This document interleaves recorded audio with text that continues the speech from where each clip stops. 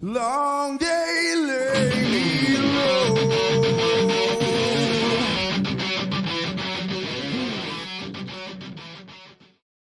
Yo, what's going on, everybody? It's Thursday night. It's odd because normally we don't do these on Thursday night. Normally we do these on Sundays, but we scheduled it because we're kind like that. Welcome to Get to Know Your Creator. We're gonna talk to our esteemed guest. A lot of streams going on right now, so we thank you for tuning in this one. And with me, as always, is the great Angela Curry. What's going on, Angela? Hello, Jason. It's a Thursday night. Sure. So I probably could have ate some more, but that's okay. That's okay. Well, maybe it'll lessen your belches. You know, if you eat more. No, it won't, because I ate really quickly. So, I'll be burping and the whole stream. Jeff will love it. So, yep, burping ready for it. Right in his ear. And speaking of which, make it count. Hey guys, how's it going? Hey. All right. Hello, Yeah, Jeff. thanks for doing this. Kind of short notice. No, it's my pleasure. I'm just happy to be on and everything. It's and getting a monthly book out is not really the most fun thing in the world sometimes. Hey, I mean, every thing, a job position, whatever, has its ups and downs and challenges in a way too. But a grind like a monthly book, like that's brutal. That could be intensive. Yeah. But yeah, no, it's a last minute thing. We normally do these on Sunday, but after this, everybody in the chat, if you want to, and this is going to end at like 10 o'clock or so. So we're going to Jeff and I are going to be jumping over to Joe's channel, Joe M. Sontag. So we'll be jumping over there for another thing. Like I said, it was a last minute thing that we did here, but we would have had Jeff on anyway because his artwork's really dope. So Thank you. Oh, you're welcome, dude. Thank you. And before we get started, Angela, speaking of the chat, I see it moving over there. Who do we have? We have on with us tonight. We have Rick Sailor is here. What's up, Rick? What's going on, man? And anyone watching right now, thanks for joining us. Mm-hmm. And of course, So Rick has been the main commentator, I see. Nice. No, thanks. Well, he's the reason this all got set up. So at least he's watching. So Jeff, by the way, before we get started, if you want to know about Jeff's book, I did find the link for it in a website. So it's in the top of the chat if you want to go check it out and not listen to any of this. Please do. You can add it to your cart and you can buy it. So, but tell the world about you, my friend. How did you get started doing comics? Did you start collecting as a kid, or is it something you just gradually grew into? Actually, I did. We would do these long trips. My parents would take me to Las Vegas and have these long trips, and that's when they still had the spinner racks and everything. Mm-hmm. You could get comics. So I would, gear up on Incredible Hulk and different things like that. And my cousin, we would sit there and try to draw all these pictures. And, and that just kept on going. In high school, I got out of art. And then I got back into art, I think around my 20s, which, more the image stuff and everything like that. And then sent away for my samples. I was telling Rick the story. I actually have one of my samples signed by Leninowski. He was an editor of Marvel. And I missed my opportunity because I thought it was another rejection letter. So I just chunked it, into the heap. And it was actually, hey, Jeff, if you change this in panel 2 or change this in panel 3 and do this and resend it, we want to look at it again. So, man, missed out on that. And then I would say I did the convention racket for a long time, and then met some editors and stuff. I started, Simon was originally called The Mark, and changed so much and then became Simon Says. Blood Moon happened to see my idea. They said it was really, truly a blessing from God. They shot me a contract that night, signed it, and Oh, cool. we're in issue 7 right now. So Oh, and that's awesome. ending. I think we're going to end at 8 a little early, and then they went ahead and they greenlit another project of mine. Oh, cool. So So uh, so is Simon Says then a mini series, maxi series, or is it mini, ongoing? But then you're gonna it's a mini because you said right, you have it's a another mini project. series, but I'm gonna leave it to where it can be picked up again. And I'm trying to put other characters in there to make that Simon universe a little bit bigger for everybody. And I'm trying to work on my storytelling. I have an editor that works with me through Blood Moon, and then I have another editor that tries to just keep me kind of on the straight and narrow. So, Mm. like all artists, I do mine really backwards. I actually just kind of, I guess it would be the Tom McFarlane way. I write down like little things for 22 pages, and then I just start drawing. Oh, nice. Okay. Nice. Yeah. I tend to just draw lay out maybe 10 pages and then draw it or something like that. Like I kind of we go the Marvel method. We did it with Frog G, Absolute. I laid out the whole thing actually, but then I absolutely can't, dude. I don't know about you, but sometimes I can't remember what I did when I was laying it out because it's so scribbly and stick figure. You're like, what was I thinking? So you change the way the page works anyway. So yeah. But that's yeah. We won't really write anything down until later, so it's not the smartest way to go about it. Or it changes so much. It's like playing Jenga. Mhm. You're like, oh, what do I do with that panel? No, that panel goes here. Or this. Yeah, yeah. Well, so are you writing it or everything? Or are you? I am writing, drawing. The only thing I don't do is color.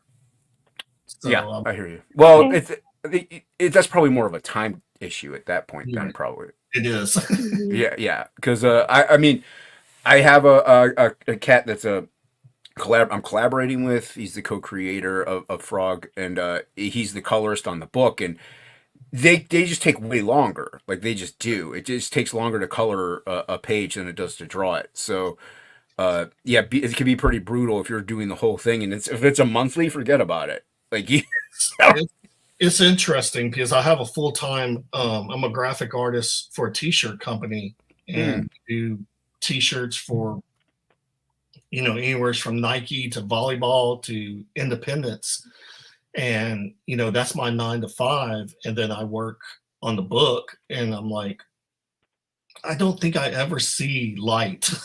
Just I never see Yeah. friends.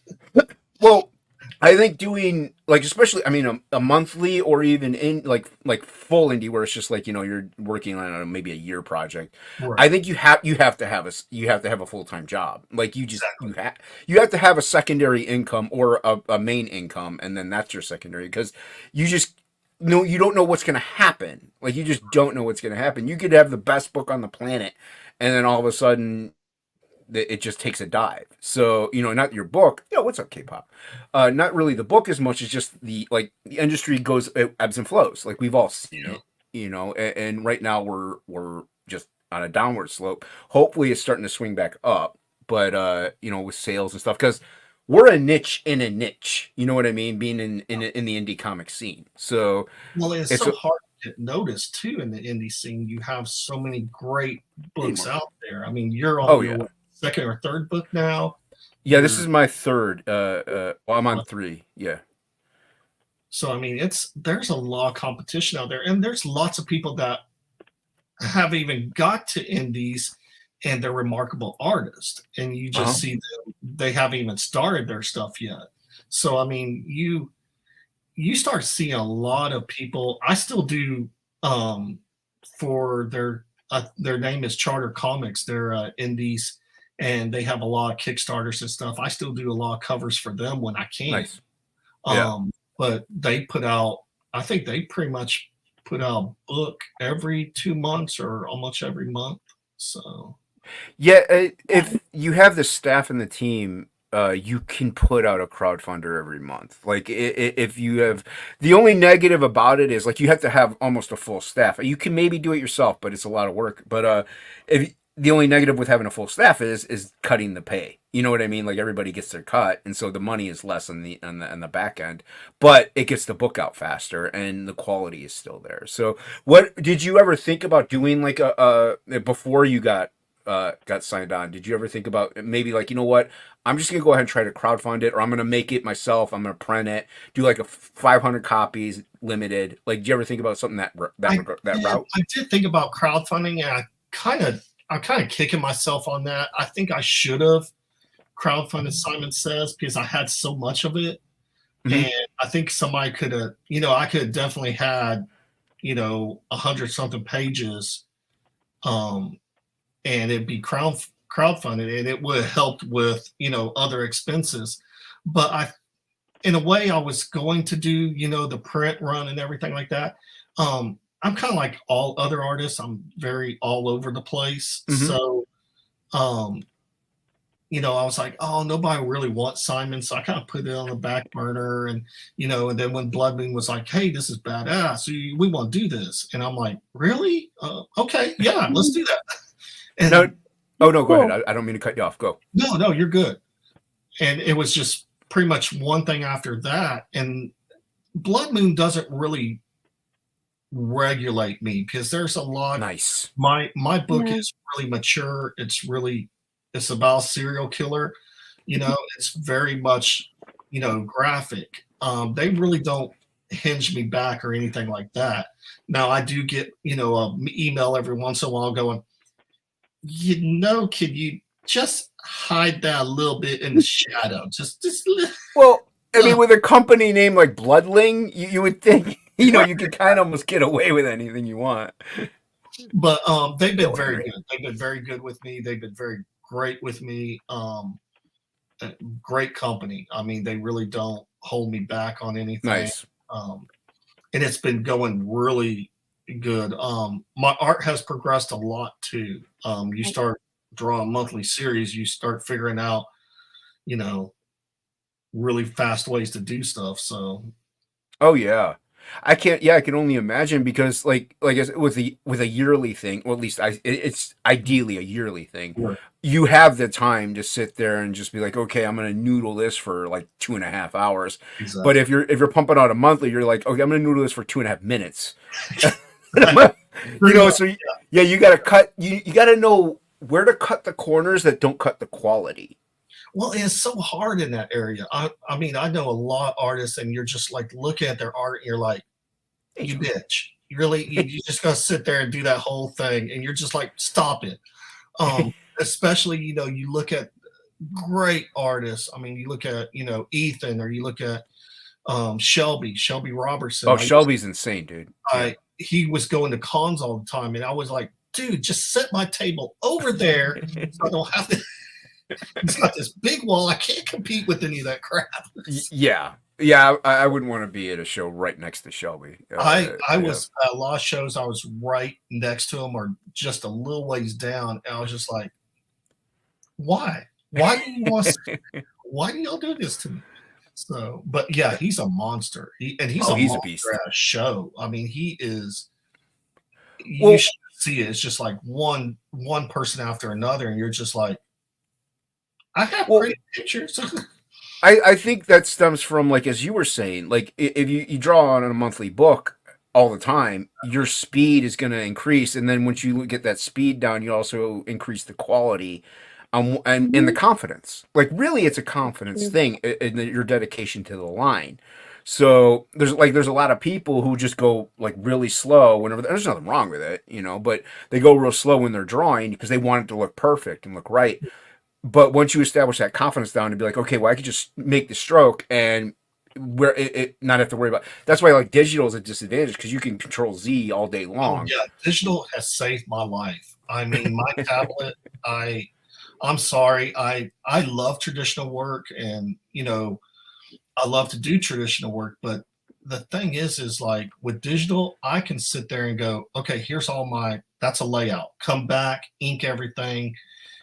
I can really start moving fast. And the thing is a lot of times, I know it's a big slap on the wrist, Well, I'm sorry if that person is being the same person in this panel 1 as in panel 2. Copy paste. You know? Yeah. Yeah. Well, here's the thing, and this goes back to the monthly versus other things. Exactly. With monthly, you got to take shortcuts and know where to cut the corners and stat things. That's called statting, where you're copying and pasting, and you got to learn. You got to know where to do that, how to do that, and to not do it maybe as frequent. And be like, this guy is just repeating every panel. I think what was it, Savage Dragon? Somebody told me there's like only like 2 pages in the whole book, because even though it's like a 50-page comic, he just statted everything. So so repetitive, and you actually you could pick it out real quick. Like, no, yeah, I very on some things I do it, on some things I don't. And then all of a sudden I'm sitting there going, who's the idiot that wrote this? Because I'm on an 8-panel page or a 9-panel page, and I'm like, what the hell are we doing? Yep. Oh yeah. Well, and the other thing is like good about that is like you can copy and paste it, but let's say they move their head a little bit, like to look at something. It's a quick redraw. You know what I mean? Like you can really quickly zoom it in. And that's what it's like. Some people will be like, "Oh, digital is cheating." It's like, well, no, it's not. It's another tool. It's not AI. You still got to know how to draw things and how to do things and utilize the tools at hand.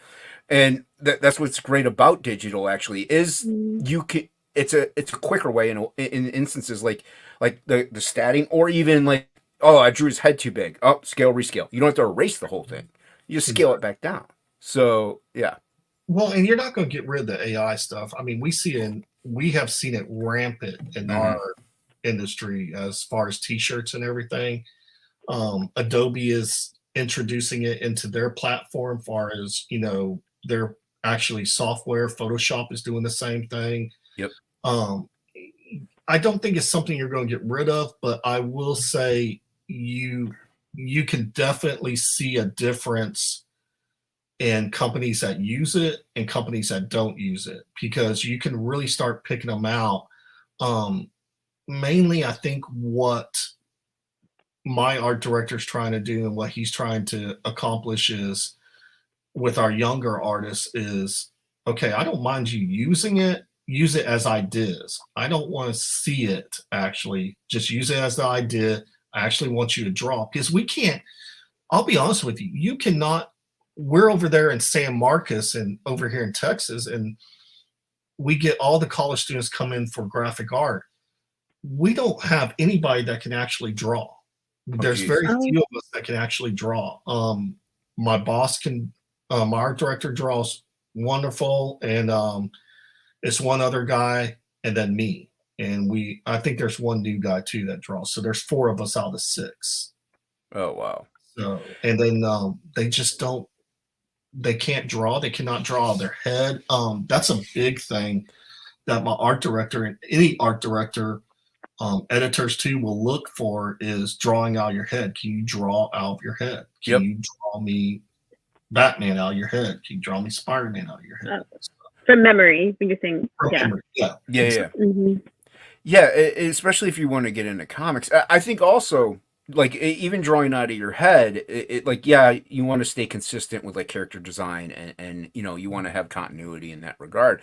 But just drawing out of your head in general, like you kind of have to be able to do that and draw on the fly, and be kind of quick about that thought process. And I think that's kind of also going a little bit, because Rick's seen my stuff and he knows. He's like I have all these weird wacky things that I do, and I call them free flow drawing, where I'll just like blank paper, but just put pen to ink and just go. Whatever happens. And I think a lot of people just kind of like veer away from that, and they kind of stay in the headspace of, okay, I got to draw Batman, and I got to be told how to do it. I got to say somebody has to tell me what he's doing in the panel. Exactly. You kind of have to have that freedom of expression, and yeah, they're comics, but it's still art. There's expression, and like you said, expression. There has to be some kind of love to it. Mm-hmm. You can tell when somebody's drawing from, and my editor might throw something at me later, but you can tell exactly when there's a script almost, because when you start seeing a lot of stagnancy or characters that really don't, like, it doesn't flow. Like, you can actually, like, when you pick up Transformers from Daniel Warren Johnson, you look at it, it flows. You can feel it. anytime that I catch, I've caught you a couple of times and rewatched some of the videos, I'm sitting there going, Thanks, man. damn it, asshole, come on. Thanks, man. Here with it right away. I mean, come on. There's different approaches to wait. Like I can get away with that just because I have a come whatever may type attitude. I'm just like, if a mistake happens, guess what? It's going into the piece, and I'm going to incorporate it in some way. But there's plenty of those people where something like that does happen, and like once again, nothing wrong with it, but they got to fix it. They got to take it out. They got to make it cleaner. And I like a clean style. I wish I could do a clean style. I'm envious of the clean style, but I can't do it. So I just embrace the dirty. Like I tell Ink Spots all the time. His style is very cartoony when he draws, and he wants to draw like Mobius and stuff like that. I'm like, no, you should be embracing the way you do draw naturally, and it's because it's good, it's unique, it's different, and that's what I like. I like a unique style. I still love all the Silvestris and the Finches and all that stuff, or Simonson, name them. I love them, but I love that unique style where you can be like, that's Frank Miller. You know what I mean? Like you can't escape it. Like you just, even his bad stuff, you're like, that's Frank Miller. You're just kind of sitting there going, especially if you've seen Jock in person, and he's just phenomenal. He has a permanent marker, and he's just like, and you're like, really, dude. I've seen, dude. I'm a fan. I don't know if you know who he is, but I'm a fan of Wayshack, and he posts stuff all the time. Dude, he'll post stuff with like a drawing that looks dope, and there's a Sharpie next to it. I'm like, I hate you. Starts painting, and I'm like, yeah, how in the world am I supposed to follow that? What am I supposed to do here? Yeah, it's like that, sitting there, watching Dave Finch with him, and I'm like, I'm already screwed up. Rick Saylor says I buy the dirty. So he likes it dirty. Hail. Dude, that stream killed me when Finch was on with Wayshack. I'm like, I give up. I give up. You got two masters at different styles on one stream. It's like everything's represented right here. I quit. I'm like, and it's just so, when you look at him color and how he colors, and he has such a pretty much, I would say, like perception of what light and dark and what's complementary colors right away. Because you're looking at it and you're like, that's never going to work. And then he just works into the piece, and I'm just like, damn it, son of a bitch. But I scrap it, right? I'm trying to follow along. I just scrapped it. I was just like, I'm not playing no more. I'm done. But stuff like that is also inspiring. Like it really is. It makes us want to be like, okay, they're that good. I need to step up. Like you're already drawing every single day. And this is something I try to tell everybody, and it instilled me from Frege, because that's how I kind of got into all of this in a way. I came in with Frege, but he has that motto: draw every day, and I stick by that. I don't care if you draw for 10 minutes. Like, I'll be at work, and I work in the shipping department at my job, and it's just constant. Angela knows it gets busy, and I just constantly going. But there'll be a moment where I'll like have a half a second. I'll stop and draw on the back of a piece of cardboard, doodle real quick. I'm like, okay, I escaped for a second, and then I draw every single day, and that's what's good. Actually, how you even said your speed is improving, everything's improving because you've been drawing every day because you're doing monthly comics. Like you have to draw every single day. So when you do, you're working, you do the T-shirt thing, and you're doing a monthly comic. What do you do to just chill out? Do you like watch Netflix documentaries? What do you do? Actually, I watch a lot of watch a lot of YouTube, pretty much different channels, Joe's channel, your channel. Pretty much I can't catch the live one, so I'll rewatch videos, and I do a lot of those. But really the thing is I watch a lot of, I know it's kind of twisted, serial killer stuff on YouTube. Oh, dude, I'm fascinated by serial killer for your type of book. So right. And well, it's really fascinating there's cases back in the 70s that are so, like, if somebody had a cell phone or if somebody had back then, this would have been horrific. I mean, everybody would have just lost their mind. And I'm just like, I listen to these, and fortunately I've been very blessed to work at home. So I work from home. My wife leaves in the morning, so I don't run around the house wondering where she is and wondering what she's doing, playing video games, and want to play video games all day. But and I what I do is she'll leave. I'll wake up at 5 in the morning. I'll start work kind of around 6:37, and I don't get off the computer from work probably till 6:30, and then I'll work till about 12 or 1 on the book, depending on what kind of day I've had. Far as commissions, which Rick has opened up the commission line, which is really interesting. So yeah. No, that was my question. How did you and Rick come to know each other, or did he just reach out to you one day? Yeah. It was really by accident. I can't remember if it was on Twitter. And I think I friended him or he friended me. And then we started talking back and forth about art and different things. He actually bought, we went to Spawn, one of the shows that I did was SpawnCon. And I did a special cover for SpawnCon and everything. I only did 50 of this cover. And Rick bought the original, and he bought I threw in one of the 50 of the copies that I still had. So because I said after 50, we're killing this. I'm not reprinting. We're not doing any of that kind of crap. That's it. Mm-hmm. Right. And after that, he's actually I can show you. Yeah, show us anything. Yeah. Actually, can show you a lot of cool stuff.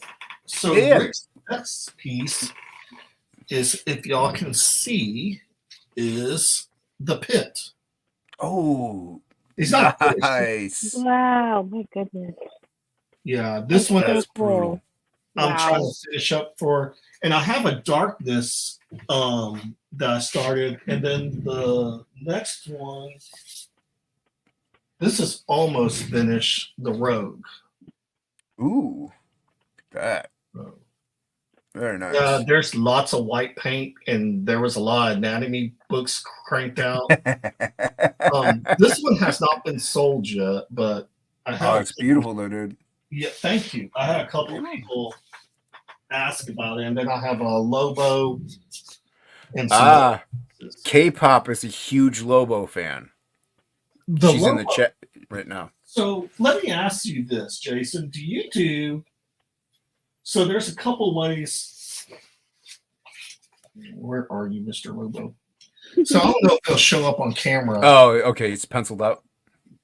So it's a blue line. Oh, wow. Blue line. Oh, okay. Well, they can see it. I can't, but that's cool. And it has Star Wars in the back. Sweet. But there's some editing that I have to do to it, but nice. This is actually some Simon stuff that people will like. That's is Simon cover to issue 2, I think. Wow. Ooh. So yeah, it's hard for me to see it, amazing. but Angela can see it and the chat can, so that's good. So I think that's issue 2. So cool. Nice. This is the darkness I started for Rick, which is I'm just laying down. Yeah, oh gosh. Nice. Who are your influences? I was very much influenced by Jim Lee and Mark Silvestri. Yeah. Okay. Maybe you mentioned that earlier. Sorry. Very much. No, he didn't. One of my friends, we used to do this thing. So we would sit there and you would sit there and draw a Jim Lee arm 150 times. You would draw a Jim Lee leg 150 times. You would draw a Jim Lee head 150 times. And pretty much just repetition just creeped into your head, and you were just able to put it all together and you would draw. Now, I will say now I gravitate more towards there's an artist that's on with Blood Moon. His name is I only remember his last name is Hernandez, and he's just he's totally badass. Andre Sorrento from that name's familiar. Image and stuff. Yeah. I really dig his stuff. Ben Templesmith, I love Ben Templesmith stuff. I love that. I was actually able to hang out with him at SpawnCon. Oh, sweet. he is a badass. And actually, I got a little sketchbook of his, and he was doodling in it. I was like, yeah. Nice. So Nice. but Oh, cool. yeah, it's mine varies. And I don't know about you, Jason. So it's really weird when we do free comic book day, we'll do free sketches and stuff like that. Mhm. My style goes very into production mode, and it goes very into kind of like comic book style and kind of like a Sylvester or Jim Lee or a mix of it. And I just start doing headshots like that. Now, Yeah. when I do my book or I do, my digital stuff, I am very heavy with blacks. I do a lot of blacks. I do a lot of inking.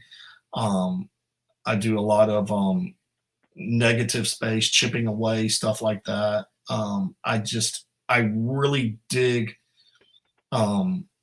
If you ever get any art book, it's the Art by Jock, and it actually has a piece of film in there, and it shows how he was doing stuff, and it's one of those books that you're so blown away by, because it looks so simple but is so breathtaking just looking at the film that he was using, or the Oh wow.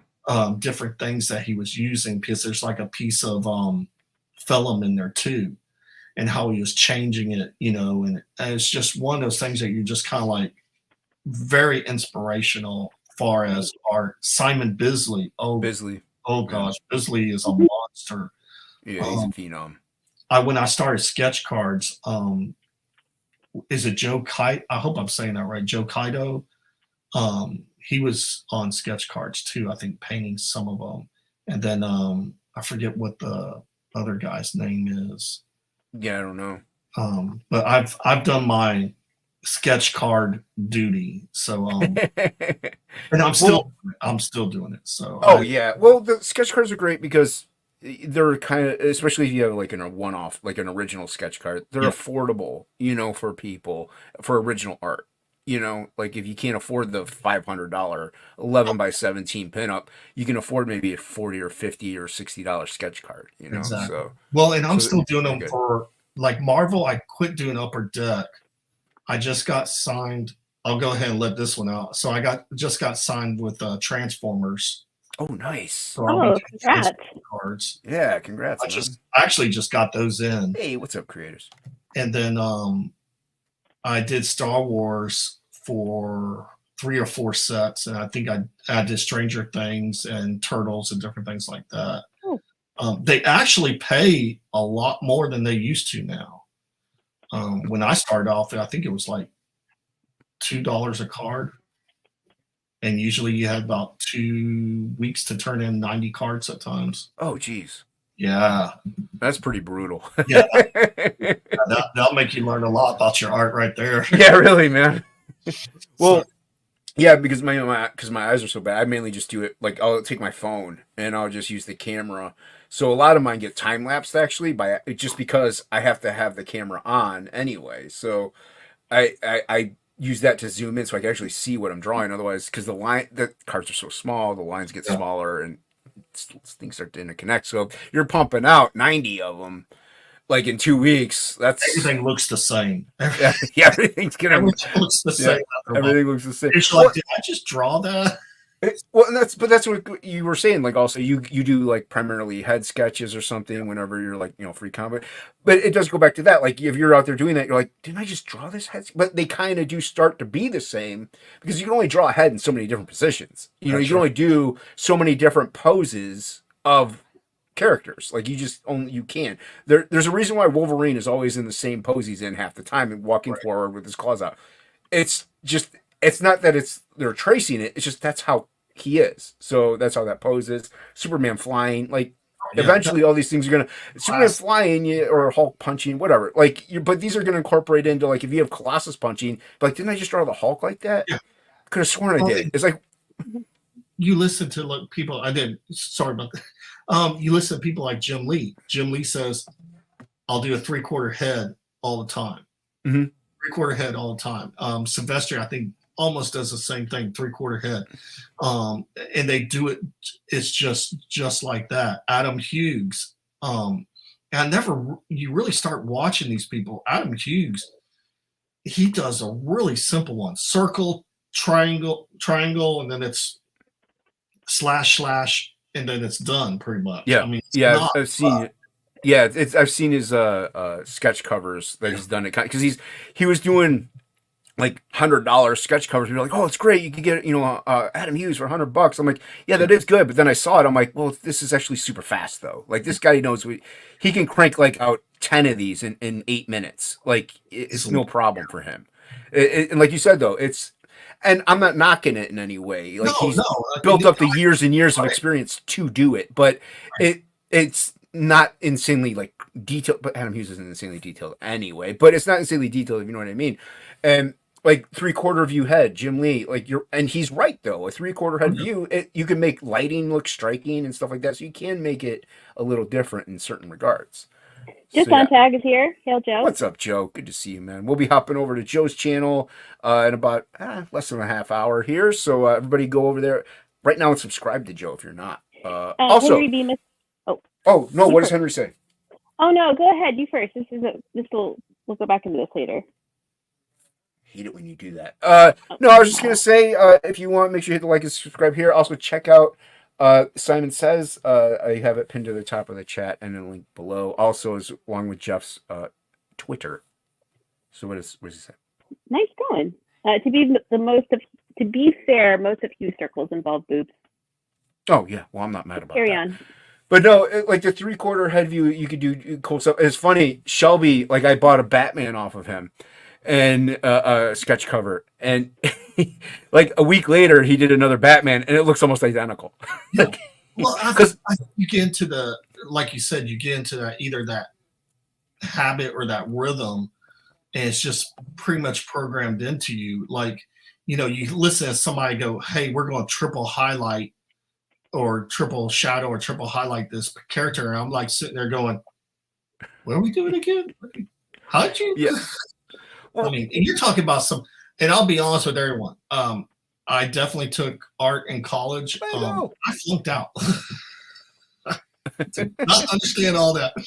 I got to about the painting and the theory and everything like that, and then it was just downhill after that. I did go back, and stuff like that, because I think I just wanted to go back and finish stuff. And what's weird is, I've talked to Mike Barron a couple of times through Messenger, and he was talking about ex-police officers, and I am an ex-police officer. Oh, cool.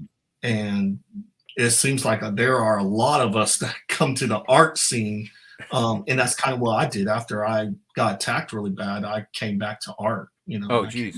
graphic art and stuff. So, yeah, I went to Art Institute of Fort Lauderdale, and Mike, what's going on? And Dan Plagle's here, everybody. Love Dan.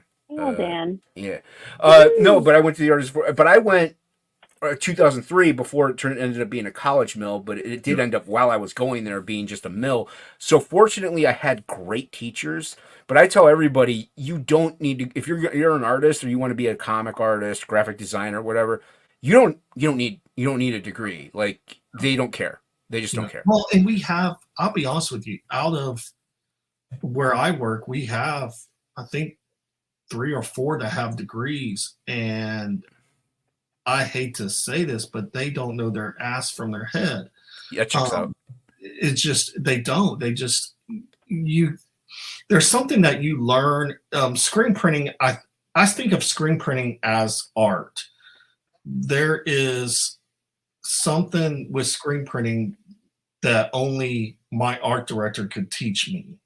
There's an old school way of taking apart a picture and actually making that picture work for screen printing, old school ways. No program, no nothing like that, nothing. Just old school Photoshop and pulling colors and making it look good for a rock and roll shirt or a Nike shirt or whatever.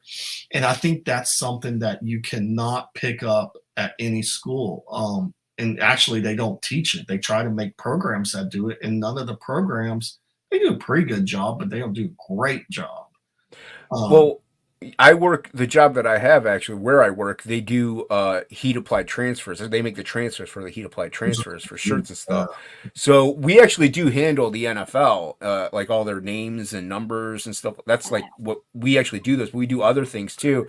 And I can't do it, but I know what screen printing. Like I've seen it. You could see a major difference in the heat press stuff as far as screen printing. Screen printing all day, every day. Give it to me. You know, I'd much rather that. Also, I wanted to go to Kent State University originally because, or not Kent, Kent State because, or Cleveland State, sorry, Cleveland State Institute of Art, mainly because Derek Hess went there. And I don't know if you know who Derek Hess is. No.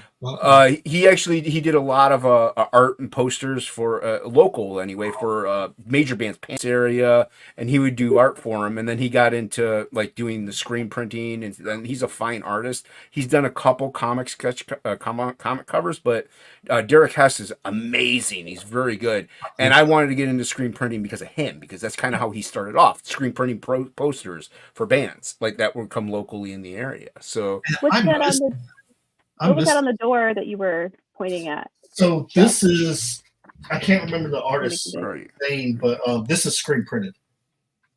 Oh, okay. nice. Yeah. And actually, he that was actually a mess up, and he gave it to me for like $10. Oh, sweet. And Very cool. it's a big one. But it's That's pretty big.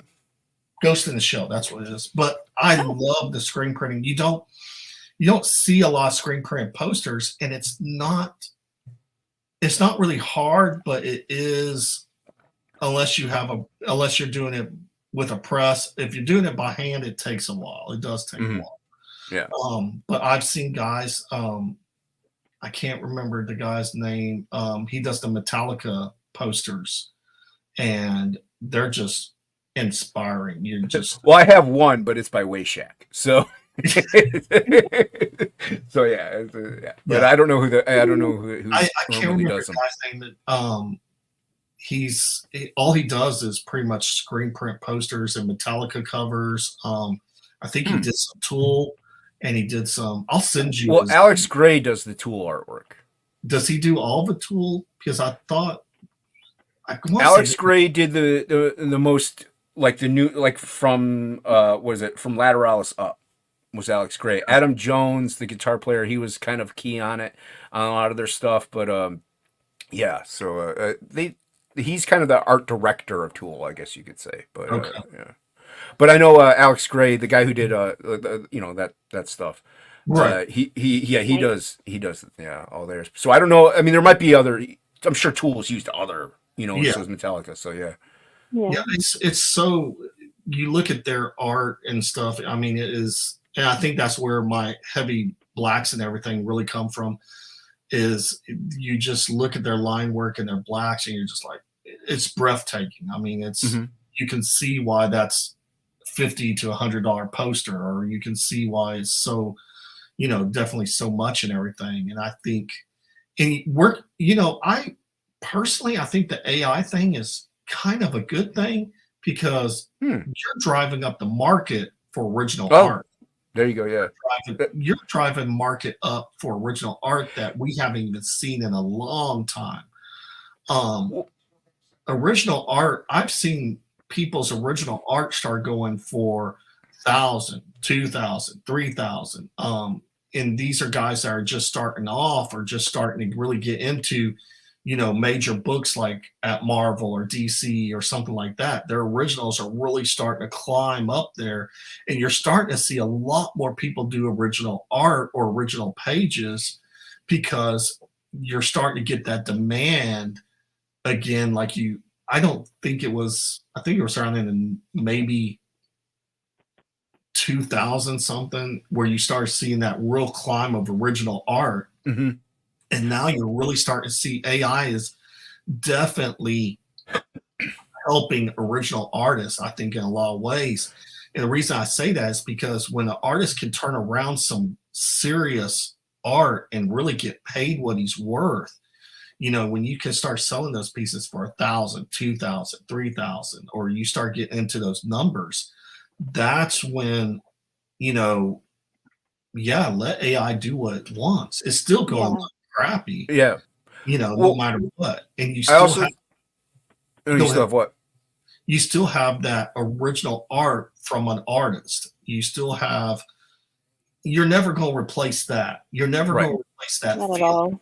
So, Well, Yeah. I think also the reason why I started going up around the 2000 time is more digital. People were going digital. And so that was like, oh, but, so there's not an original piece. You can do a one-off print, but people are like, it's still a print. it's still, And I've sold some. I've sold some one-off prints of comic pages because my Absolute Book 1 was all digital. So, and I'm not against digital at all in the no, slightest. But I no, think, the reason why I started climbing those 2000s was because of the digital aspect of things kicked into gear, less original art, and now, like you said, you have AI. So people are.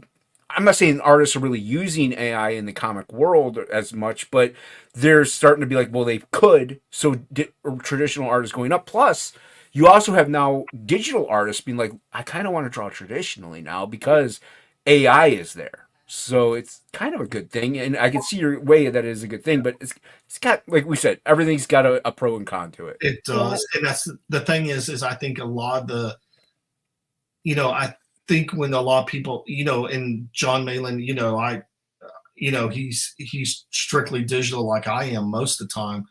And the thing is you kick yourself in the ass a lot of times because you're like, somebody was like, oh man, I wish that you had the original of that, or do you have the original of that? And you're like, oh no.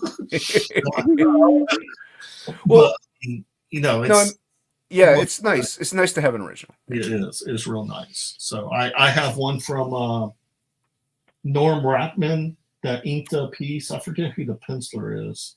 And then I have cool. one from it's a He-Man. I can't remember the artist. What's up, more? Yeah, I got a few Way Shacks. I got a Jay Lee that I actually recently acquired last year. Head sketch, so that was pretty dope.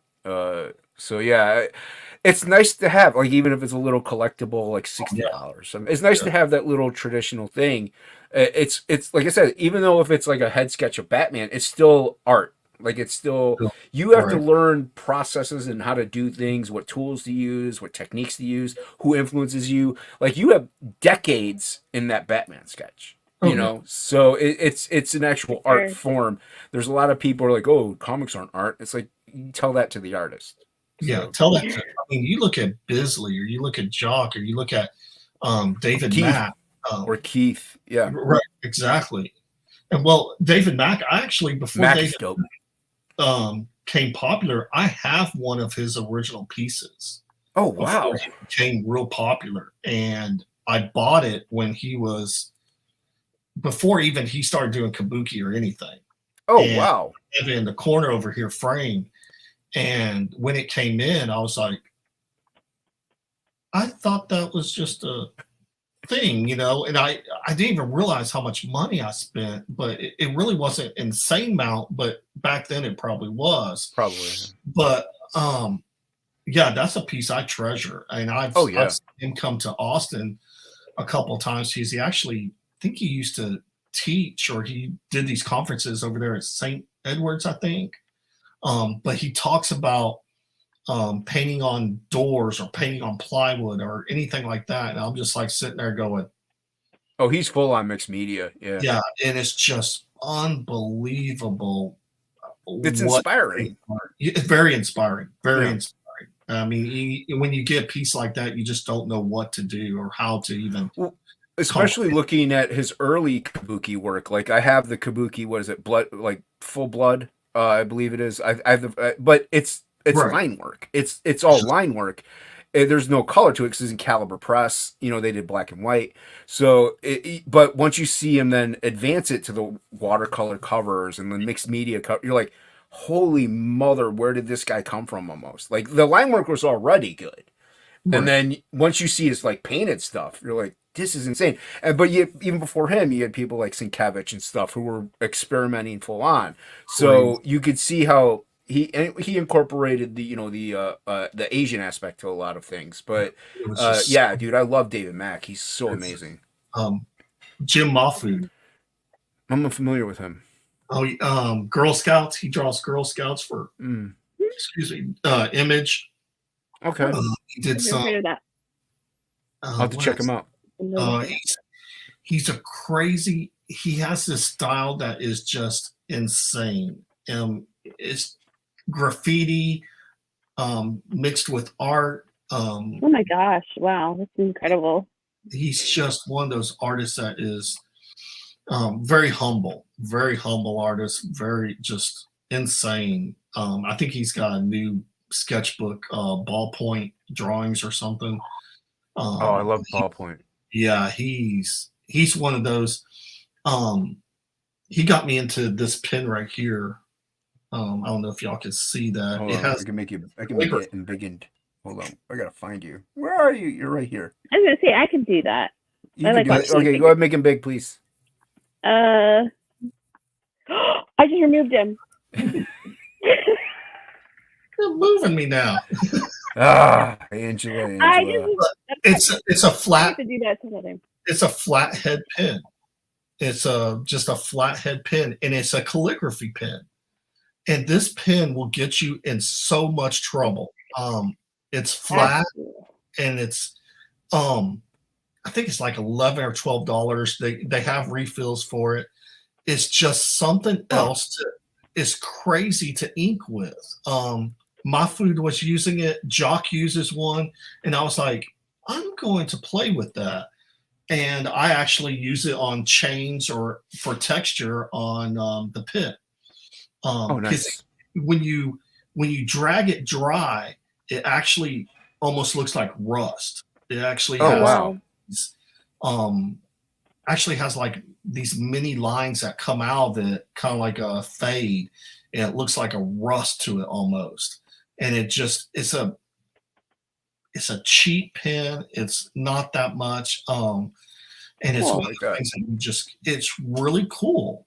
I mean, it's a really cool tool. I use that most of the time to ink a lot of times because you use one edge and you get these sharp edges at times, and then you can round them out a little bit. And it's a lot of fun to do original art.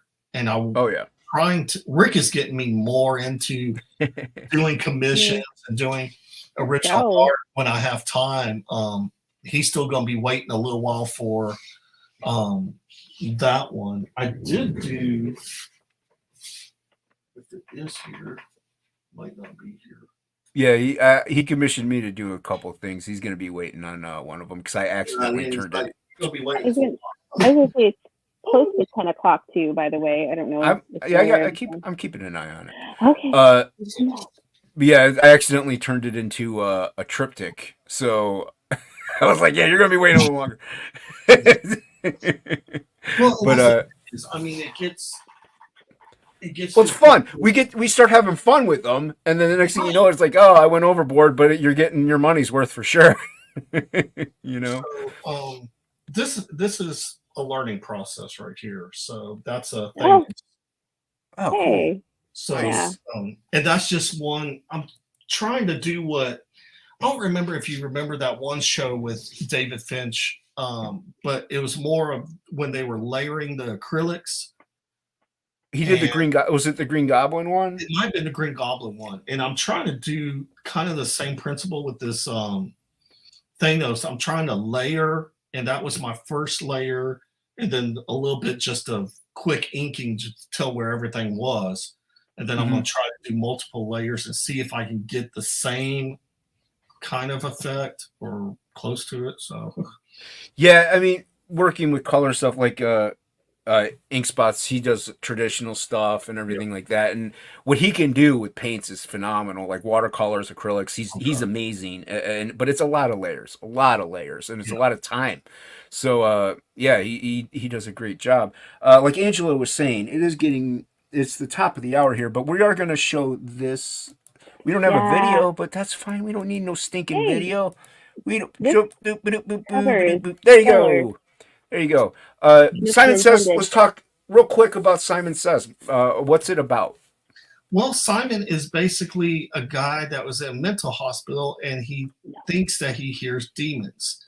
No. He actually is a descendant that still has the gene of Cain. So he actually starts going on to discover he does have a demon inside of him. Later on, you'll get introduced to different people, different things. Simon is on his journey to either become, so to speak, an archangel, which an archangel isn't the same as what I think of it. Archangels are pretty much like mercenaries. They work for anybody. They can work for Lucifer. They can work for God. They can work for anybody. You got enough, whatever they need, they'll work for you. So he's in the process of either becoming a weapon of hell or a weapon of good. But it's going to end very weird. And it's going to end to where I can pick back up again, or I can do other stuff or different things like that.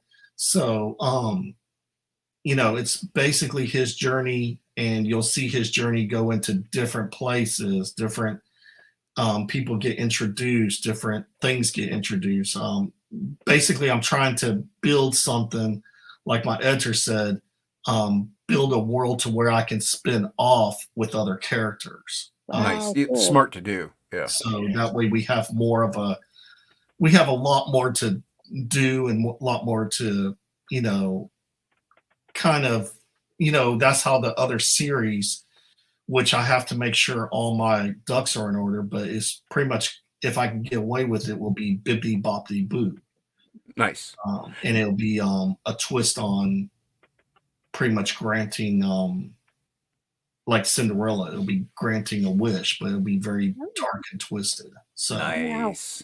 Now, this is issue 6 or 5. Yes. Well, yeah. Now, my editor's probably going to be emailing me anytime now saying, "You guys haven't done yet." No, I don't. Can you get the other issues? Yes, you can. All through the website, you can get 1 through 6 right now. I think all the covers are still there.